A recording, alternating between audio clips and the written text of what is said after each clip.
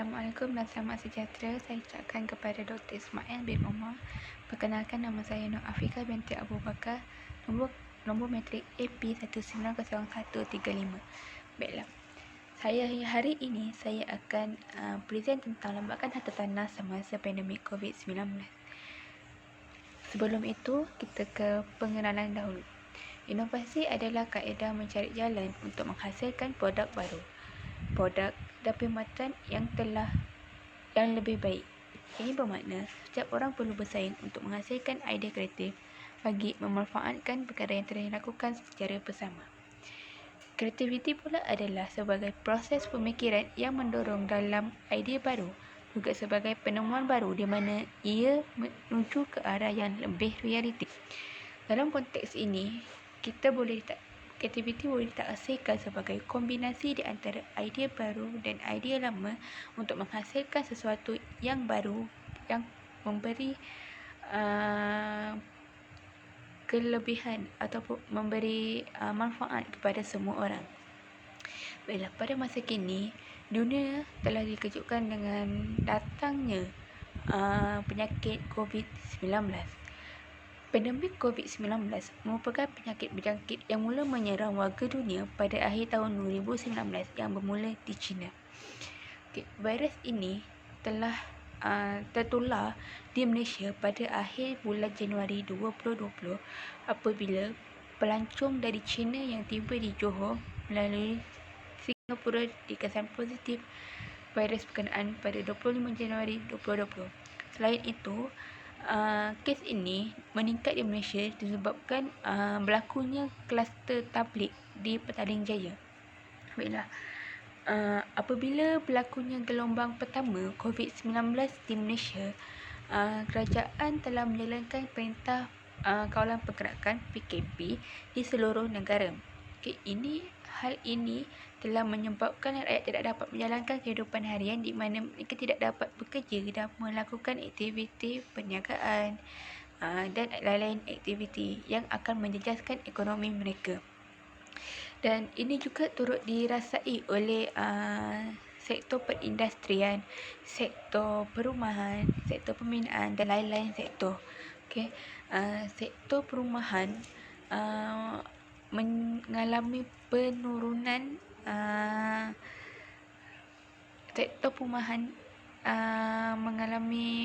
penurunan yang mendadak berbanding tahun lepas sebanyak 17%, di mana berlaku lambakan rumah yang tidak terjual kerana pendapatan rakyat yang terjejas dan pembinaan yang terbengkalai. Hal ini memberi kesan yang luas kepada sektor perumahan dengan berlakunya lambakan rumah yang terlalu banyak. Terima kasih. Nama saya Nur Hazirah binti Abdul Karim, AP 190129. Saya menyambung kepada topik permasalahan iaitu lambakan harta tanah. Lambakan harta tanah boleh jadi disebabkan pelbagai sebab, antaranya permintaan dan penawaran yang tidak sepadan. Hal ini boleh jadi sebab harga kediaman yang tinggi yang mana tak setimpal dengan pendapatan pembeli. Banyak sekarang kita boleh tengok rumah-rumah kos tinggi yang strata misalnya sedang giat membangun ya.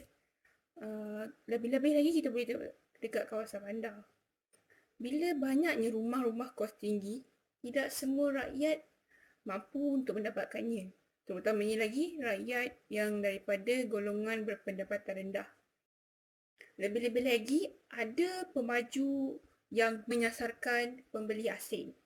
Apabila berlaku sedemikian, tidak semua unit-unit rumah mereka akan habis terjual. Maka apabila adanya rumah yang tak terjual, rakyat-rakyat yang berpendapatan rendah ni pastinya tak dapat untuk memilikinya. Maka pastilah akan berlakunya lambakan harta tanah. Seterusnya, sikap pemaju.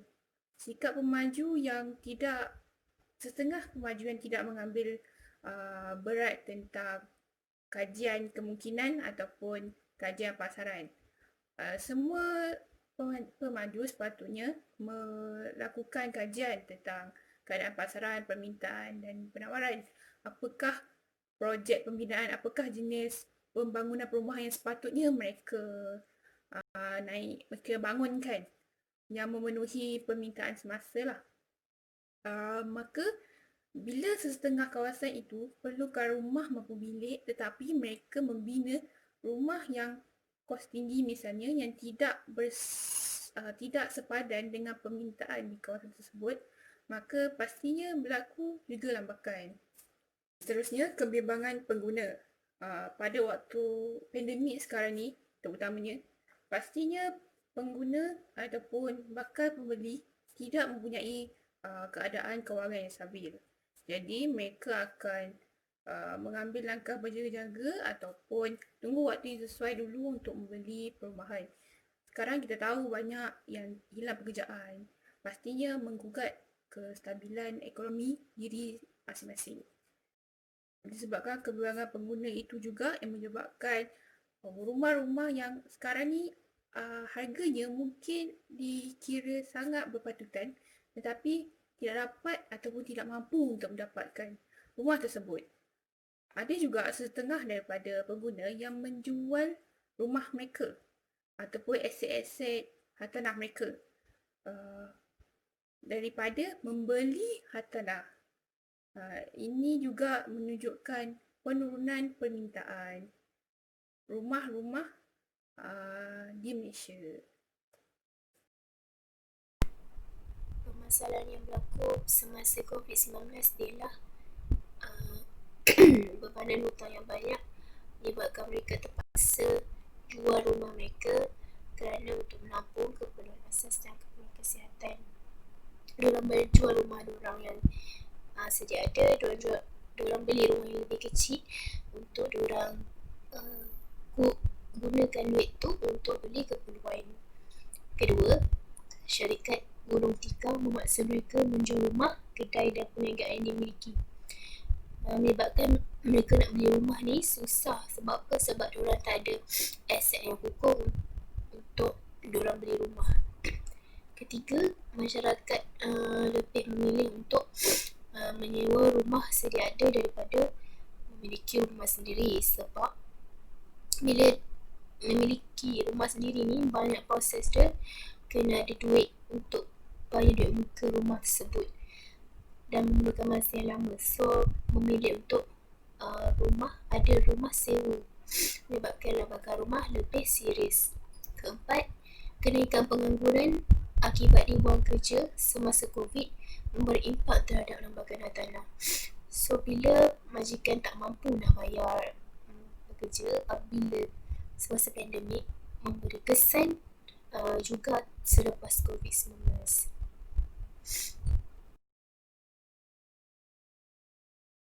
Assalamualaikum. Nama saya Mimi Syahira binti Muhammad Azhar. Nombor kad matrik AP190279. Hari ini saya akan menerangkan tentang cadangan dan penyelesaian. Bagi menyelesaikan masalah yang menyebabkan industri harta tanah semakin mencabar, ialah kerajaan dan pihak berkuasa perlu menhadkan projek pembinaan perumahan ketika penularan wabak COVID-19 ini.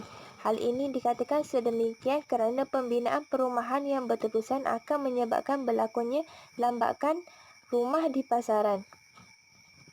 Ekoran daripada berlakunya wabak COVID-19 ini menyebabkan ramai masyarakat tidak mampu untuk beli rumah kerana harga rumah yang sangat tinggi. Oleh itu, jika projek ini masih diteruskan, akan menyebabkan berlakunya kerugian kepada pihak pemaju perumahan kerana tiada sambutan yang tinggi daripada masyarakat. Seterusnya ialah bagi mengelakkan daripada syarikat muflis ialah pengurus syarikat atau pihak berwajib haruslah mengurangkan jumlah tenaga kerja, mengurangkan pembelian barangan asas untuk membuat projek yang berskala besar, mengurangkan pengambilan tenaga kerja yang baharu serta mengurangkan pemberian bonus atau insentif pekerja.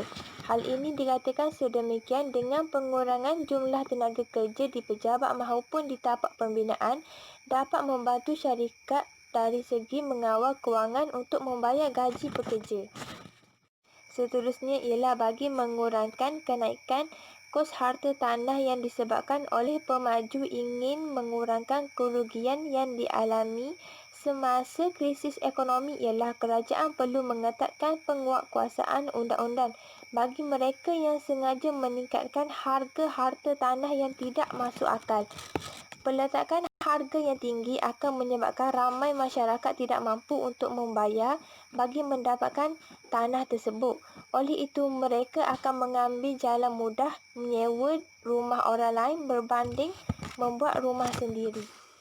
Yang terakhir ialah bagi menyelesaikan permasalahan masyarakat yang lebih memilih untuk menyewa rumah sedia ada daripada memiliki rumah sendiri ialah kerajaan sewajarnya memberikan bantuan kepada rakyat, contohnya bantuan perumahan untuk masyarakat yang kurang berkemampuan. Dengan adanya bantuan rumah yang sedemikian, secara tidak langsung dapat mengurangkan beban rakyat dari segi kewangan, terutamanya rakyat yang mempunyai masalah untuk mendapatkan rumah sendiri. Assalamualaikum dan salam sejahtera saya ucapkan kepada Dr. Ismail bin Omar. Nama saya Nurul Asmira binti Muhammad Noor dan nombor kad matrik saya AP190471. Pada hari ini saya ingin membentangkan apakah itu cadangan penyelesaian masalah. Masalah pertama iaitu persepsi dan kebimbangan pengguna. Semua sedia maklum, peningkatan kes COVID-19 ini telah memberikan banyak impak kepada semua hal, lebih-lebih lagi soal ekonomi negara yang mana terdiri dari segi pekerjaan rakyat. Bidang harta tanah juga adalah sangat berkait rapat dengan isu krisis perumahan negara. Antara langkah yang boleh diambil oleh kerajaan ialah melaksanakan kelangsungan aliran tunai, di mana pihak bank akan terus menawarkan pembiayaan ansuran selain inisiatif. Kedua, moratorium dipanjangkan ke peringkat korporat. Terdapat 3 pilihan moratorium. Yang pertama, rakyat boleh meneruskan bayaran balik seperti biasa. Yang kedua, pemilihan moratorium tanpa kesan kepada tempoh pinjaman. Dan yang ketiga, penambahan tempoh bayaran balik selepas tamatnya tarikh matang pinjaman. Masalah kedua iaitu lambakan harta tanah. Pandemik COVID-19 ini telah memberikan kesan yang tidak baik terhadap pendapatan rakyat, di mana pendapatan yang mereka perolehi daripada sebelum ini adalah lebih rendah. Lambakan penawaran serta bekalan rumah ini telah menyebabkan harta tanah tidak dapat dijual di pasaran yang dipanggil sebagai overhang. Bagi mengatasi masalah ini, kerajaan hendaklah mencadangkan beberapa perkara seperti penurunan harga bagi setiap rumah berkenaan, di mana penurunan harga ini akan terdapatnya pembeli yang sanggup untuk membelinya. Selain daripada itu, kerajaan haruslah mengenakan cukai kekosongan sebanyak 1% bagi setiap rumah yang dibina. Masalah ketiga ialah bebanan hutang yang banyak menyebabkan mereka terpaksa menjual rumah bagi menampung keperluan asas dan kesihatan.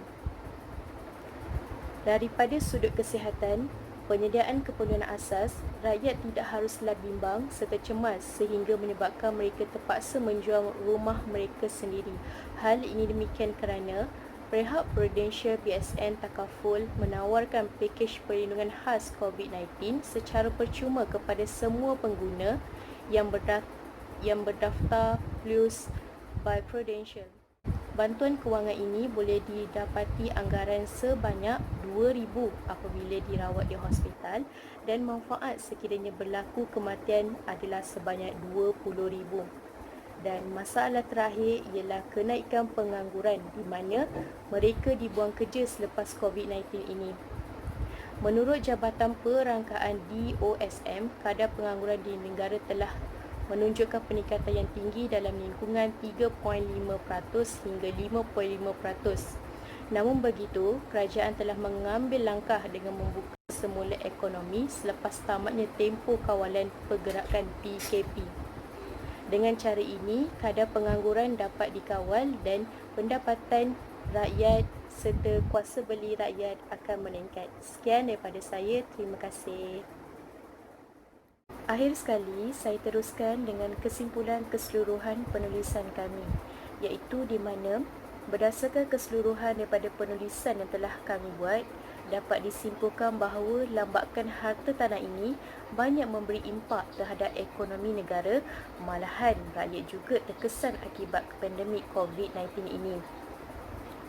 Sebagai contoh, rakyat akan dibuang kerja disebabkan pihak majikan yang mana tidak mampu membayar segala kos, lebih-lebih lagi yang melibatkan kos pembiayaan gaji pekerja. Terdapat juga permasalahan lain yang telah kami senaraikan. Daripada permasalahan ini, kami juga memberikan beberapa cadangan yang boleh dapat membendung permasalahan akibat COVID-19 ini. Justru itu, sokongan daripada pelbagai pihak adalah amat penting dan wajar dilakukan bagi memastikan pandemik COVID-19 ini tidak sepenuhnya memberi kesan terhadap ekonomi negara, iaitu isu lambakan harta tanah. Akhir kata daripada saya, terima kasih.